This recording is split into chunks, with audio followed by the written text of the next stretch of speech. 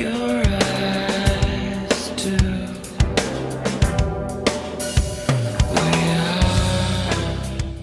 So recently while working on the Civic, I had my phone sat on the core support. I was actually doing these hood risers and the hood came down, smashed my phone, so I had a whole video going over stuff that I was doing to the Cressida, stuff that I've done to this, and all of that footage is pretty much lost. So I'm kind of starting from scratch here. I'm in the middle of rebuilding my Cressida transmission. We took it off to do the throwout bearing and maybe put a new clutch in it. Clutch is fine. Found a throwout bearing that would work. I'm gonna put a list in the description of all the part numbers that we use to completely fix the transmission, but long story short, we ended up having to rebuild it. There were a couple of bearings in there that had a little bit of play in them, so today I got these new wheels for the Civic and I'm waiting on a buddy to hit me back so that I can use his fender roller. And as you can see over here, it is super tight, like actually touching.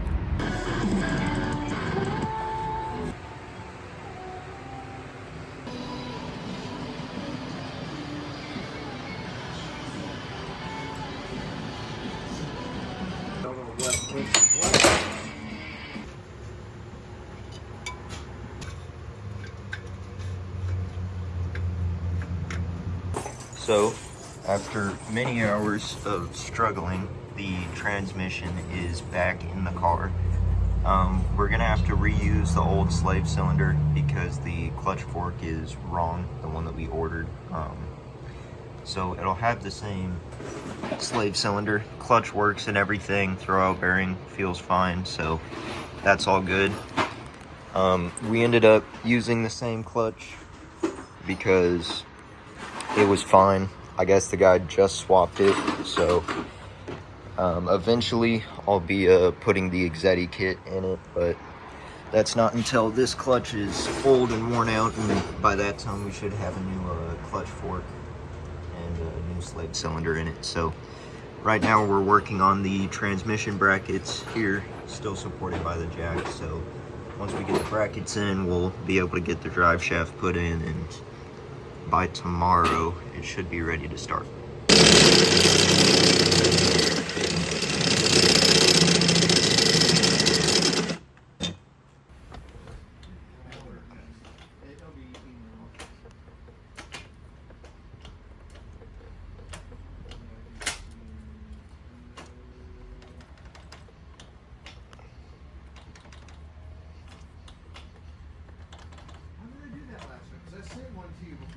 Yeah, the one for the bearings.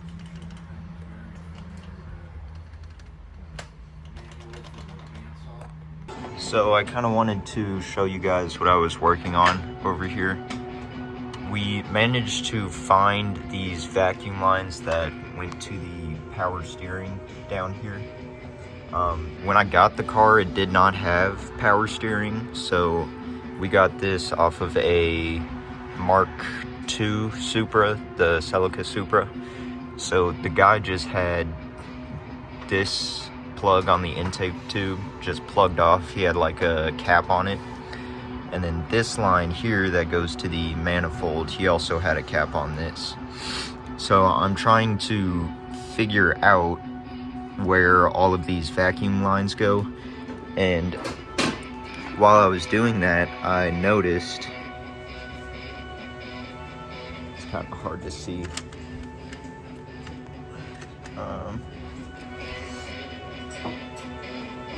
I don't know if you can tell, but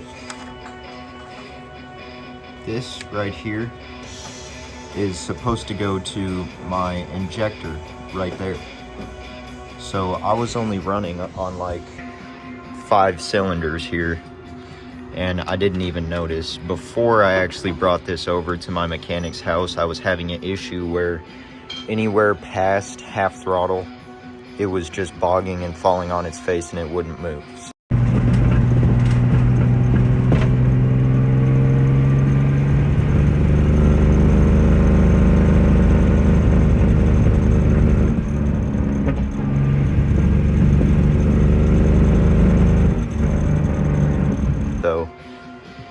I'm glad I'm kind of finding these issues. I don't know if this is stuff that the previous owner did or just stuff that happened over time, but all of the vacuum lines and stuff over here are all crisscrossed and not going where they're supposed to be. So hopefully when we start this thing up, it'll be fine, but we'll see. We're getting close to starting. We just have to finish connecting the whole drivetrain, go and get some more tranny fluid, and then we should be good. So I got all the vacuum lines done. I put a zip tie around that injector just to kind of hold it in place for now, because to do all of the injectors on this side, all of this has to come off, and I don't really feel like doing that. So temporarily, I just threw a little zip tie on it down there. You might be able to see, just to kind of hold it in place. I know I haven't recorded a whole lot while I've been doing this, because it's just been a lot of figuring stuff out and a lot of headache and a lot of frustration. So to go over what we've done, we got this vacuum line from the Mark II Supra that we found at the junkyard. I don't have that footage because I crushed my phone, so all of this is gonna be sort of like updating you guys on what we've done. We did spark plugs.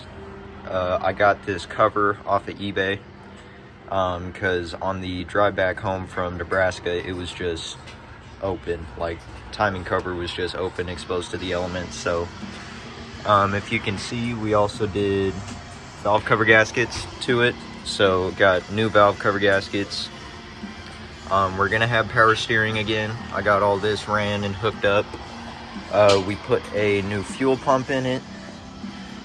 We did distributor to it because I told him about the bogging and the misfire I have. So as far as ignition, that should all be good. I got springs and stuff for it back here. This is pretty much everything that we didn't get to.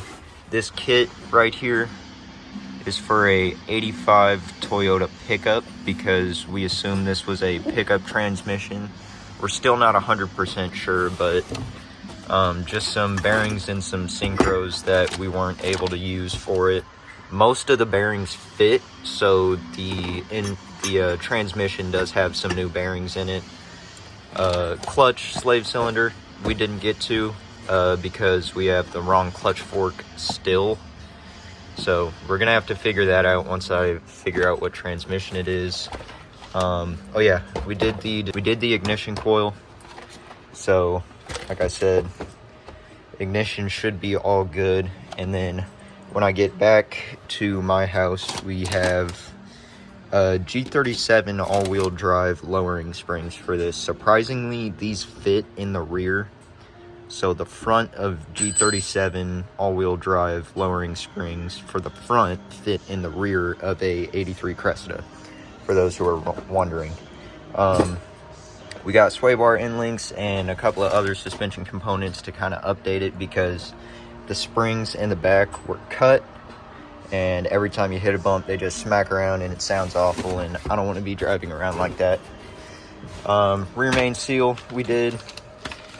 We had to order a couple of kits because we kind of crushed one of them, so all that's good, brand new, fresh. We did pilot bearing, throwout bearing. I did buy a clutch for it, but obviously we didn't end up using that. I still have all of my receipts for this stuff, so all of this will be down in the description for all the stuff I bought. We should be getting close to starting. Like I said, just finished connecting the drivetrain, and then everything else should be good. So yeah. So this is a very exciting part in this whole process. We sort of kind of got the interior thrown back together, and I'm putting the shift knob on for the first time in the 3 weeks that this car has been on jack stands. Super exciting. Go on a little bit more. Alrighty, there we go. And to let you guys hear, with the new bearings and everything, this thing has some real crispy shifts. So you can see we got lights again. Everything's just about ready to go, so I'll let you guys hear how it sounds when it starts up. You ready?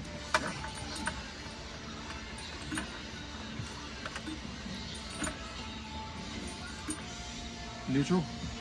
Yeah. Maybe I have to have the clutch in now.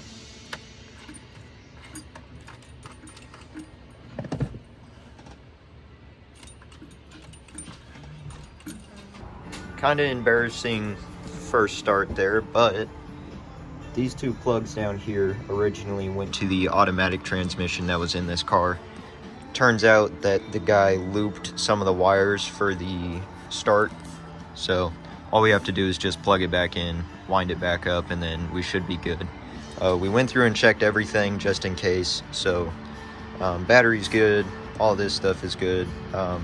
We are having a fuel pump issue. The new fuel pump that we put in isn't kicking on, so we're gonna have to try and figure that out real quick.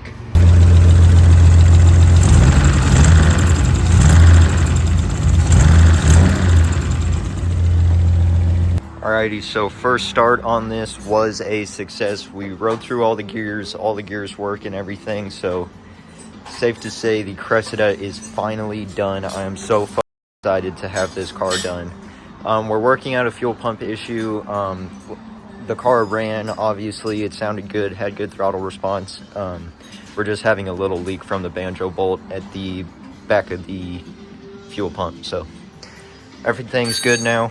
Once we get that sorted, we're probably going to take it on a test drive, see how it goes. Alrighty, so we figured out the problem with our fuel pump. This washer here, the splined one, it needs to go in between the banjo and the diaphragm here to keep it from leaking. We were trying to put just a regular copper washer on there and it wasn't working, so just make sure if you do a fuel pump on one of these that you have that specific washer.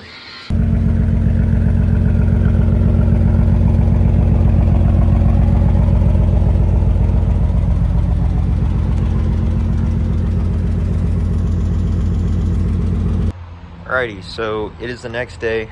I've been driving this thing around, just getting some groceries and stuff, and the transmission feels fine. It shifts good and everything, but I'm still having a misfire. I don't know where it's coming from. Spark plug boots are all seated fine. So I got some engine degreaser. I'm going to re-clean the whole engine bay, and then I'm probably going to pull the spark plugs and clean them and see how they look. If that doesn't fix it, then I'm probably going to order some injectors and do the injectors on it, because this one back here, I don't know if it's seating all the way or if it's firing properly, but they're all old. All the plastic on them looks old, so I'm gonna go ahead and start cleaning this, and then I'll pull the spark plugs and show you guys how those look. I'm also updating the interior a little bit.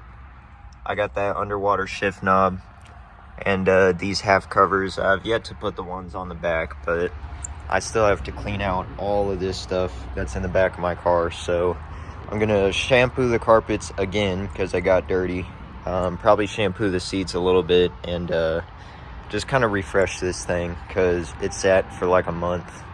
Probably repolish the Hoshinos because they got dirty. So I'm gonna get started on this and then show you guys how it looks.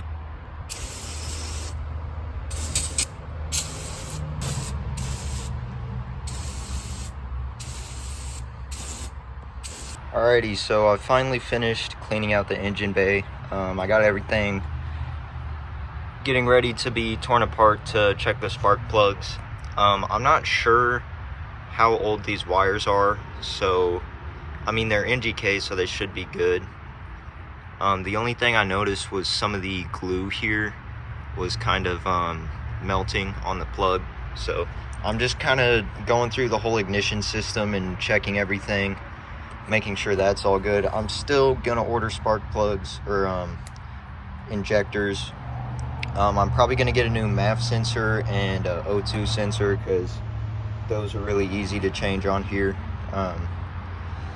I did notice on the plug here, I'm missing a connector. So I don't know if that's something that they just didn't put on the Cressida, because Supras have this same MAF sensor. So I don't know. I'm probably gonna order a new one of those. If I can find one that's OEM, I'll try to order that. But this thing's been like siliconed and stuff, so it might be this making my misfire, it might be vacuum lines, it might be injectors, I just don't know. So I'm gonna order everything, kind of go down the list of stuff to check on this. Alrighty, so I already went through and pulled all these plugs. I'm on the back two now, and this is like the worst one, and this isn't even bad. Like I said, I just did these spark plugs, so they shouldn't be causing me an issue, especially being NGK.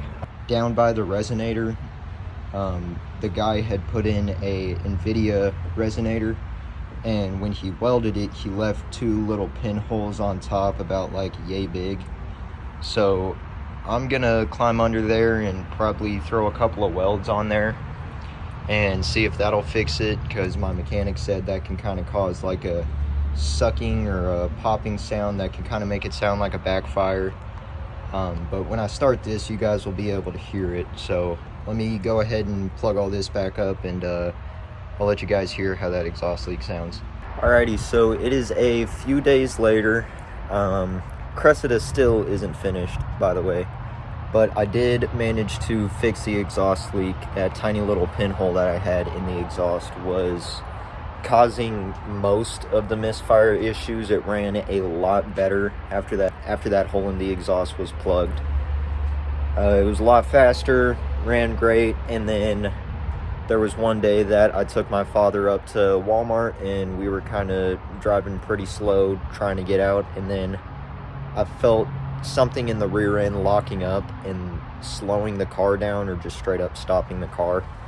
My mechanic mentioned this to me when we were doing the transmission, that the drive shaft U-joints probably need done. So again, the Cressida is parked because it needs yet another thing done to it. I think this week I've spent about $600 on parts just to fix the Cressida. I'm still getting injectors.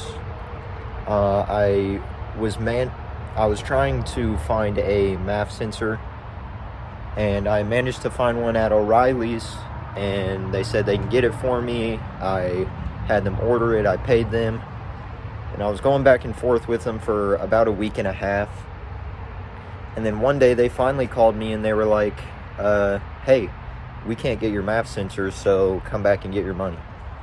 I did manage to find one though. I can throw the part number up if you guys are looking for one. It's not OEM, it's a Cardone brand one, so it should work fine. I'm still gonna throw that in there, but right now I'm gonna kind of start working on some of the suspension stuff. So yeah, Cressida still isn't finished. Hopefully when all those parts come in, we'll be able to get it back on the road and see how it drives then. I'm hoping it fixes the issue, because I want to be able to drive this thing. I bought this thing to be able to drive it. So yeah, so that will probably be it for this video. I don't want to keep just recording me fixing these small issues for you guys.